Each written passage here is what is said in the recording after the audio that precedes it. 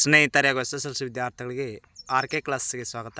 ಈ ಒಂದು ತರಗತಿಯಲ್ಲಿ SSLCಯ ವಿಜ್ಞಾನ ವಿಷಯಕ್ಕೆ ಸಂಬಂಧಿಸಿದಂತೆ ರಾಸಾಯನಿಕ ಕ್ರಿಯೆಗಳು ಮತ್ತು ಸಮೀಕರಣಗಳು ಘಟಕದಲ್ಲಿ ಬರುವ ಪ್ರಮುಖ ವ್ಯಾಖ್ಯಾನಗಳು ಅಂದರೆ ಡೆಫಿನಿಷನ್ಗಳ ಬಗ್ಗೆ ಚರ್ಚೆ ಮಾಡೋಣ. ಸ್ನೇಹಿತರೆ, ಇದುವರೆಗೆ ತಾವು ನನ್ನ ಚಾನಲ್ಗೆ ಸಬ್ಸ್ಕ್ರೈಬ್ ಆಗದೇ ಇದ್ದರೆ ಸಬ್ಸ್ಕ್ರೈಬ್ ಆಗಿ, ಲೈಕ್ ಮಾಡಿ, ಫ್ರೆಂಡ್ಸ್ಗೆ ಶೇರ್ ಮಾಡಿ. ನಾವು ಮಾಡಿರ್ತಕ್ಕಂಥ ಎಲ್ಲ ವಿಡಿಯೋಗಳನ್ನ ತಾವು ವೀಕ್ಷಣೆ ಮಾಡಬೇಕಾದ್ರೆ ತಪ್ಪದೆ ಪಕ್ಕದಲ್ಲಿರ್ತಕ್ಕಂಥ ಬೆಲ್ಲೈಕನ್ ಒತ್ತಿ ನಿಮಗೆ ನೋಟಿಫೈ ಆಗೋ ಮೂಲಕ ಎಲ್ಲ ವಿಡಿಯೋಗಳು ಇರ್ತಕ್ಕಂಥದ್ದು. ಈಗ ರಾಸಾಯನಿಕ ಕ್ರಿಯೆಗಳು ಮತ್ತು ಸಮೀಕರಣಗಳು ಘಟಕದಲ್ಲಿ 1 ಅಂಕಗಳಿಗೆ ಕೇಳ್ತಕ್ಕಂಥ ಇಂಪಾರ್ಟೆಂಟ್ ಆಗಿರ್ತಕ್ಕಂಥ ವ್ಯಾಖ್ಯಾನಗಳನ್ನು ಚರ್ಚೆ ಮಾಡೋಣ.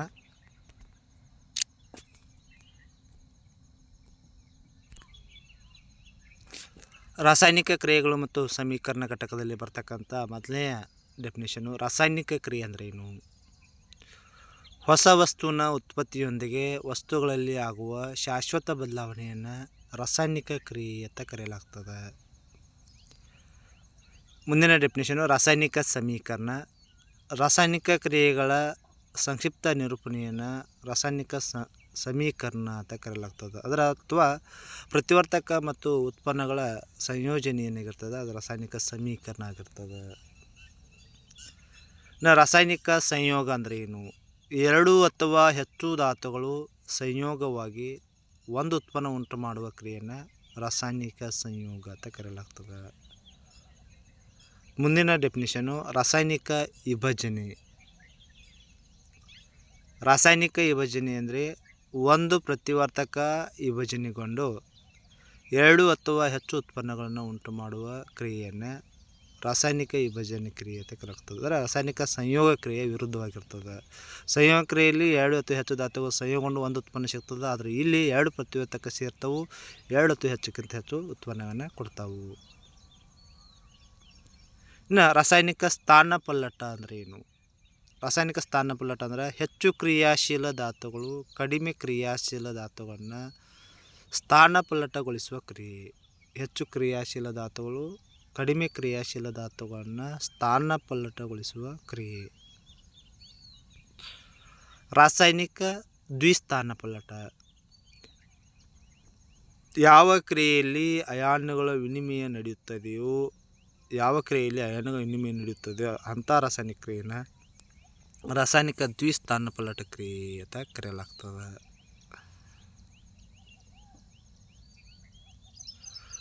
ಇನ್ನು ಅಂತರುಷ್ಣಕ ಕ್ರಿಯೆ ಅಂದರೆ ಏನು? ಅಂತರುಷ್ಣಕ ನೋಡಿರಿ, ಹೆಸರುದಾಗದ ಅಂತರುಷ್ಣಕ. ಯಾವುದೇ ಒಂದು ರಾಸಾಯನಿಕ ನಡೆದಾಗ ಉತ್ಪನ್ನಗಳೊಂದಿಗೆ ಏನಾಗ್ತದೆ, ಉಷ್ಣ ಅಥವಾ ತಾಪಶಕ್ತಿ ಹೀರಿಕೆ ಆಗ್ತದೆ. ಅಂದರೆ ಉಷ್ಣಶಕ್ತಿ ಅಥವಾ ತಾಪಶಕ್ತಿ ಹೀರಿಕೆ ಆಗೋದ್ರ ಮೂಲಕ ನಡೆಯುವ ಒಂದು ರಾಸಾಯನಿಕ ಕ್ರಿಯೆ ಅದು ಅಂತರುಷ್ಣಕ ಕ್ರಿಯೆ ಆಗಿರ್ತದೆ. ಇನ್ನು ಬಹಿರುಷ್ಣಕ ಕ್ರಿಯೆ ಅಂದರೆ ಏನು? ಬಹಿರುಷ್ಣಕ ಕ್ರಿಯೆ ಅಂದರೆ ಅಂತರುಷ್ಣಕ ಕ್ರಿಯೆ ಅಪೋಸಿಟ್ಟು.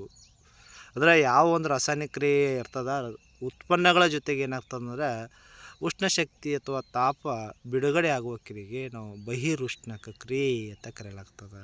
ಅಂದರೆ ಇದರ ಅರ್ಥ, ಅಂತರುಷ್ಣ ಕ್ರಿಯೆಯಲ್ಲಿ ಉಷ್ಣಶಕ್ತಿ ಹೀರಿಕೆ ಆದರೆ ಬಹಿರುಷ್ಣ ಕ್ರಿಯೆಯಲ್ಲಿ ಉಷ್ಣಶಕ್ತಿ ಬಿಡುಗಡೆ ಆಗ್ತದೆ. ಈ ರೀತಿ ಕಂಪೇರ್ ಮಾಡಿ ವಿದ್ಯಾರ್ಥಿಗಳು ನೆನ್ಬಿಟ್ಕೊಳ್ಬೋದು. ಇನ್ನು ಉತ್ಕರ್ಷಣ ಕ್ರಿಯೆ ಅಪಕರ್ಷಣ ಕ್ರಿಯೆ ಅಪೋಸಿಟ್ ಆಗಿರ್ತಕ್ಕಂಥ ಇವು ಎರಡನ್ನು ನೀವು ಕಂಪೇರ್ ಮಾಡಿ ನೆನ್ಪಿಟ್ಕೊಳ್ಬೋದು. ಉತ್ಕರ್ಷಣ ಕ್ರಿಯೆ ಅಂದರೆ ರಾಸಾಯನಿಕ ಕ್ರಿಯೆ ನಡೆದಾಗ ಪ್ರತಿವರ್ತಕವು ಆಕ್ಸಿಜನ್ ಪಡೆದುಕೊಳ್ತದೆ ಅಥವಾ ಹೈಡ್ರೋಜನ್ನ ಕಳೆದುಕೊಳ್ತದೆ. ಆಕ್ಸಿಜನ್ನ ಪಡೆದುಕೊಳ್ತದೆ, ಹೈಡ್ರೋಜನ್ನ ಕಳೆದುಕೊಳ್ತದೆ. ಅಂಥ ಕ್ರಿಯೆಯನ್ನು ಉತ್ಕರ್ಷಣ ಕ್ರಿಯೆ ಅಂತ ಕರೆಯಲಾಗ್ತದೆ. ಇನ್ನು ಅಪಕರ್ಷಣ ಕ್ರಿಯೆ ಅಂದರೆ ಏನು? ಅಪಕರ್ಷಣ ಅಂದರೆ ಅಪೋಸಿಟ್ಟು. ರಾಸಾಯನಿಕ ಕ್ರಿಯೆ ನಡೆದಾಗ ಪ್ರತಿವರ್ತಕ ಆಕ್ಸಿಜನ್ ಕಳೆದುಕೊಳ್ತದೆ ಅಥವಾ ಹೈಡ್ರೋಜನ್ ಪಡೆದುಕೊಳ್ತದೆ. ಅಂದರೆ ಯಾವುದೇ ಒಂದು ಪ್ರತಿವರ್ತಕ ಹೈಡ್ರೋಜನ್ನ ಪಡೆದುಕೊಳ್ಳುವ ಆಕ್ಸಿಜನ್ ಕಳೆದುಕೊಳ್ಳುವುದು ರಾಸಾಯನಿಕ ಕ್ರಿಯೆಯನ್ನು ಅಪಕರ್ಷಣ ಕ್ರಿಯೆ ಅಂತ ಕರೆಯಲಾಗ್ತದೆ.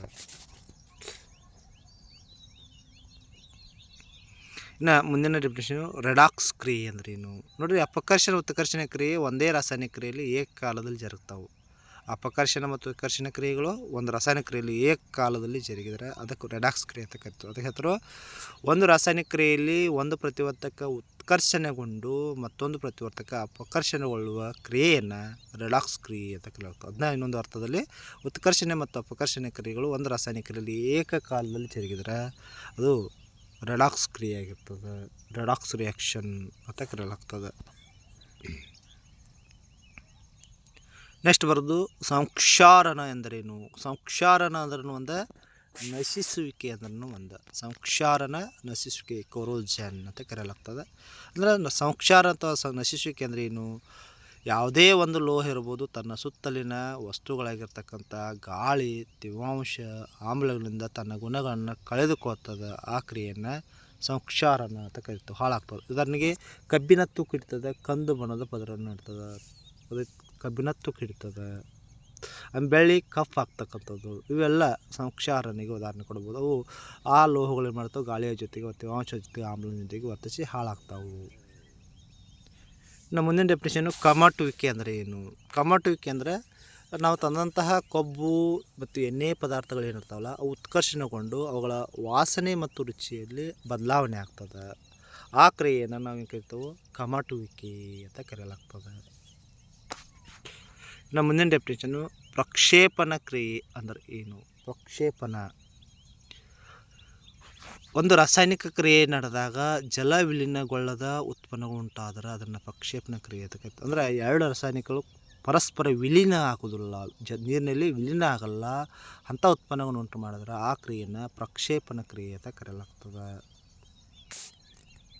ಇನ್ನು ಉಷ್ಣ ವಿಭಜನ ಕ್ರಿಯೆ ಅಂದರೆ ಏನು? ಉಷ್ಣ ವಿಭಜನ ಕ್ರಿಯೆ ಅಂದರೆ ಏನು? ಉಷ್ಣ ವಿಭಜನೆ ಕ್ರಿಯೆ ಅಂದರೆ ಯಾವ ಒಂದು ರಾಸಾಯನಿಕ ಕ್ರಿಯೆ ಇರ್ತದೆ ಆ ಒಂದು ರಾಸಾಯನಿಕ ಕ್ರಿಯೆಯಲ್ಲಿ ವಿಭಜನೆ ಕ್ರಿಯೆಯನ್ನು ಕಾಸುವ ಮೂಲಕ ನಡೆದ್ರೆ, ವಿಭಜನೆ ಕ್ರಿಯೆಯು ಕಾಸುವ ಮೂಲಕ ನಡೆದ್ರೆ ಅದನ್ನು ಉಷ್ಣ ವಿಭಜನೆ ಕ್ರಿಯೆ ಅಂತ ಕರೆಯಲಾಗ್ತದೆ. ಥರ್ಮಲ್ ಡಿಕಂಪೋಸಿಷನ್ ರಿಯಾಕ್ಷನ್ ಅಂತ ಕರೆಯಲಾಗ್ತದೆ. ಇನ್ನು ಇಂಪಾರ್ಟೆಂಟ್ ಆಗಿರ್ತಕ್ಕಂಥ ಡೆಫಿನೇಷನ್ಗಳೆಲ್ಲ ಇವುಗಳನ್ನ ಭಾಳ ಸಲ ಕೇಳಿದ್ರೆ ನೈಟ್ರೋಜನ್ ಡೈಆಕ್ಸೈಡ್, ಆಕ್ಸಿಜನ್, ಹೈಡ್ರೋಜನ್ ಬಗ್ಗೆ. ಈಗ ನೈಟ್ರೋಜನ್ ಡೈಆಕ್ಸೈಡ್ ಇದು ಎಲ್ಲಿ ಬಿಡುಗಡೆ ಆಗ್ತದೆ ಅಂದರೆ ಸೀಸದ ನೈಟ್ರೋಟನ್ನು ಕಾಯಿಸಿದಾಗ ಬಿಡುಗಡೆ ಆಗ್ತಕ್ಕಂಥ ಕಂದು ಬಣ್ಣದ ಧೂಮ ಯಾವುದು ಅಂತ ಕೇಳ್ತಾರೆ. ಎಕ್ಸಾಮ್ದಾಗ ಕೇಳ್ತಾರೆ. ಭಾಳ ಇಂಪಾರ್ಟೆಂಟ್ ಆಗಿರ್ತಕ್ಕಂಥದ್ದು ಸೀಸದ ನೈಟ್ರೇಟನ್ನು ಕಾಯಿಸಿ